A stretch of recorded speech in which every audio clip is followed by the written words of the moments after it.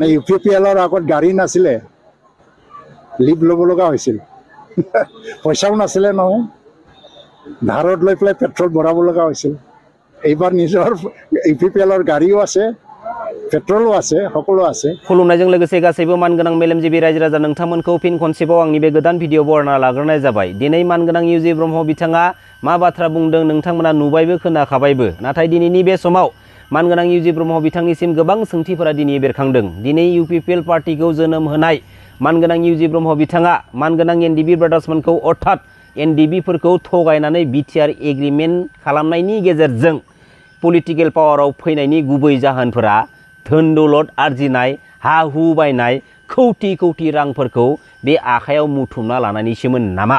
थांनाय BTC इलेक्शनाव मानगोनां इउजि ब्रह्म नोंथाङा बै गरेसननिफ्राय बुंदोंमोन लामा दालांफोराबो जाखाजोब्बाय, अफिस आदालतफोराबो जाखाजोब्बाय आरो गोबां बायदि बायदि जों दा गोबां मावनांगौ गैला। थारैनो नोंथांनि बै समाव बुंनाय बाथ्राफोरा दा समाव नोंथांनि फोरमान जाफैमारबायसो मानगोनां इउजि ब्रह्म नोंथां। मानगोनां हाग्रामा महिलारि सारा बे थांनाय 17 इयार्सआव मावखाजोबना गालांनायनि थाखायनो दा समाव BTC ओनसोलनि रायजो राजाफोरनि मुङाव फैनाय डेभेलपमेन्टनि रां रुफाफोरखौ नोंथांमोना दिनैयो गावबा गावनि न' बां लुनायाव, धोन सम्पति आर्जिनायाव, गारि बायनायाव, लोगोसे गुबुन गुबुन पलिटिकेल पार्टीनि लिडारफोरखौ बायनायानो नोंथांमोननि गुबै खामानि नङासै? नंगौना नङा? थांनाय 2005 मायथाइनिफ्राय 2016 मायथाइसिमहालागै मानगोनां इउजि ब्रह्म नोंथांनि दैदेननाय पार्टीयानो जोंनि BTCआव खेबथाम, एसेम्ब्लियाव खेबथाम, MP इलेक्शनाव खेबथाम मानगोनां हाग्रामा महिलारि सार्टजों अर्थात BPF पार्टीजों 9 बार टटेल 9 बार फेजेन जादोंमोन। आरो बेनि थाखायनो मानगोनां इउजि ब्रह्म नोंथांमोनानो एबसु आरो NDBखौ बाहायनानै बे थांनाय 2020 BTC इलेक्शननि सिगां बे थामथि बड' एग्रिमेन्ट, बड' पिस एग्रिमेन्टखौ खालामनानै लाबोनो बिथोन होआखैमोन होनबा? जेराव जों दिनै बुहुमनि मोनसेबो जारिमिनाव नुफेराखै, खोनाफेराखै, दावहानि उनाव मोनसे गोजोनखौ लानानै गोजोन गोरोबथा खालामखांनायनि उनावबो बे गोजोन गोरोबथानि गाहाय सागानगिरिखौ आरोबाव फिन जोबथेसालियाव दोनहैफिननाय नुदों मालाबा? बुहुमनि मोनसेबो जारिमिनाव नागिरनानै मोननाय नङा मानगोनां रायजो राजा नोंथांमोन। नाथाय थांनाय 2020-27 जानुवारिनि जा BTR एग्रिमेन्ट मानगोनां NDB ब्रादार्समोनखौ लानानै आरो बे BTR एग्रिमेन्टआव NDBनि फाउन्डार मानगोनां रन्जन दैमारि साराबो सासे सिगनेटरि जादोंमोन। दिनैयो थारैनो NDBफोरखौ लानानै बानायजानाय मोनसे एग्रिमेन्टमोनब्ला बे BTR एग्रिमेन्टआ, अब्ला मा जाहोननि थाखाय, मा जाहोनाव NDBनि फाउन्डार मानगोनां रन्जन दैमारि सारा बे BTR एग्रिमेन्टनि गेजेरजोंनो बे जोबथेसालिनिफ्राय उदां अख्राङाव फैनो हादिया? बेनि आन्दोनि गुबै जाहोना मा? खनबैसे जों रायजो राजाफोरखौ थगायनानै, जों बर' फिसाफोरखौ थगायनानै बे पलिटिक्सनि सिट पावारखौ मोनबाय थागोन सानदों नोंसोरलाय? जों रायजो राजाफ्रा, जों बर' फिसाफ्रा नोंसोरनि माखासे डार्टि माइन्डनि पलिटिकेल इस्युफोरखौ गासैबो मिथिजोबखाबाय। दिनै जों रायजो राजाफ्रा साग्रिद जानानै दङ। बे माखासे डार्टि लेभेलनि पलिटिकेल लिडारफोरखौ माबायदिहाय जों फिननाय होनांगौ, बेनि फिननाय होनायनि गुबै जायगायानो जाहैबाय आपकामिं 2025 BTC बिसायख'थिनि गेजेरजों। थांनाय 2020-27 जानुवारिनि जा BTR एग्रिमेन्ट, बे BTR एग्रिमेन्टनि उननिफ्राय जों बर' हारिनि माहारियारि आफाद दुलाराय बर' फरायसा आफादनि गोबां बिबानगिरिफोरखौ, दैदेनगिरिफोरखौ थोंजोङै UPPL पलिटिकेल पार्टीनि जानानै खामानि मावनाय, बाथ्रा बुंहैनाय, पलिटिक्सनि केम्पिं खालामनायखौ जों नुनो मोन्दोंमोन। जेराव दिनैयो बे BTR एग्रिमेन्टनि उननि समनिफ्रायनो जों बर' हारिनि माहारियारि आफाद दुलाराय बर' फरायसा आफादनि बिबानगिरिफ्रा, दैदेनगिरिफ्रा जों बर' हारिनि बिखायाव सोमजिनाय माखासे गुबुंले एन्टि ससियेल जाथायफोरनि सायाव बिसोरो दिनै बाथ्रा बुंनो सम गैला। बेफोरखौ बिसोरो दिनै नायबिजिरनो थाखाय दिनै समानो गैला। आरो दुलाराय बर' फरायसा आफादनि माखासे मावथिफ्रा, माखासे बिबानगिरिफ्रा जोंनि बे BTC पलिटिकेल सिस्टेमनि पलिटिकेल इस्युखौ लानानै जोंनिनो सोरबा बर' फिसाखौ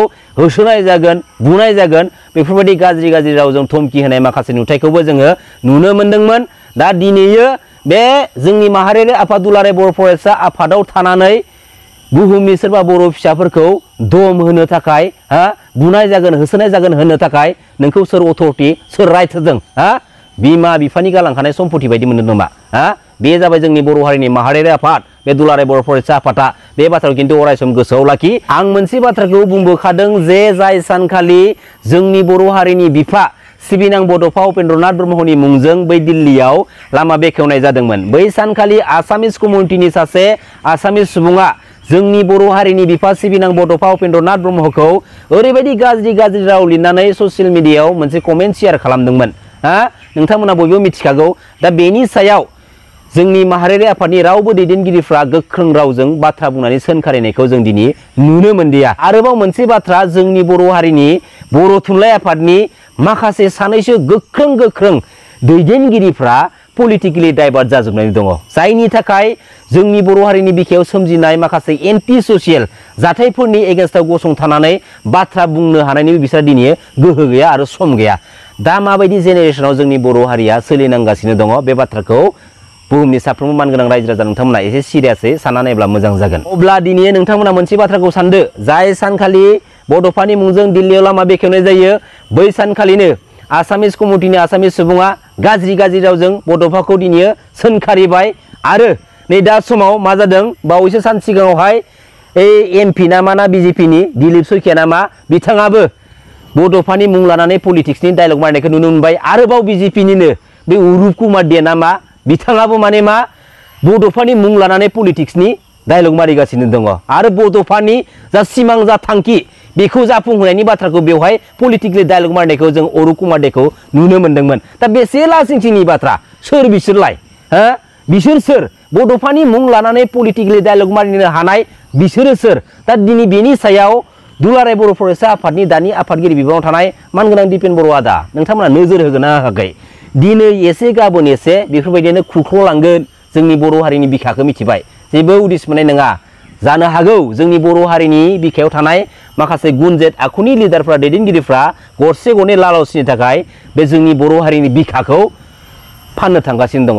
एसे एलार्ट जा बुहुमनि साफ्रोमबो मानगोनां रायजो राजा नोंथांमोन। आरो जोंनि बर' हारिनि बिखाखौ सोबख'नो थाखाय बे पलिटिकेल सिस्टेमखौ मेजर टारगेट लाबाय, जेराव दिनैयो लोरबां लुबैसुला आखुनि अहंकार गोसोनि माखासे बर' फिसाफोरखौ बे एन्टि बड' एन्टि ट्राइबेल हारिनि मास्टार माइन्डेड लिडारफोरा पलिटिकेल लिडारफोरा लालस होनानै दिनै आफादनि सिङाव गाथमना दोननानै दिनैयो जोंनिनो न'आव बिसोरखौ दिनै बाहायगासिनो दङ। साननो गोनां बाथ्रा मानगोनां रायजो राजा नोंथांमोन। खुलुमबाय। जय बर' हारिनि जय बर' अभिमानी। এতিয়া মিত্ৰতাৰ কথা আমি চিন্তা নকৰোঁ। এতিয়া পুৰা গ্ৰাউণ্ড প্ৰিপাৰেশ্যন। আৰু বি পি এফে মানে এইবাৰ ইলেকশ্যনত 2-3টাও যদি জিকিব পাৰে মই ভাল পাম। এতিয়া বাৰু জিকাৰ সম্ভাৱনা নাই। আৰু হাগ্ৰামা মহিলাৰীৰ কাৰণে নৱচৰণীয়াত জন্ম হৈছিলে। ইছ্যুটো হ'ল যে এফৰ্টটো ইমপ্লিমেণ্টেশ্যন হ'ব লাগে, শান্তি স্থায়ী হ'ব লাগে, যুগে যুগে ইয়াত মানে অশান্তি যাতে নহয়, আৰু উন্নয়ন আহিব লাগে। ল'ৰা ছোৱালীক আমি উচ্চ শিক্ষা ল'বৰ কাৰণে সুযোগ দিব লাগে, আৰু ল'ৰা ছোৱালীক বিজনেছ কৰিবৰ কাৰণে সুযোগ দিব লাগে। আৰু এইখিনিয়ে আৰু এইবিলাক আমি যদি সকলো জনগোষ্ঠীৰ মানুহ ইয়াত নিৰাপদে থাকি পেলাই জীৱন যাপন কৰিব পাৰে, তাতকৈ ডাঙৰ সফলতা কি আছে? এইটোৱে আমাৰ মূল উদ্দেশ্য।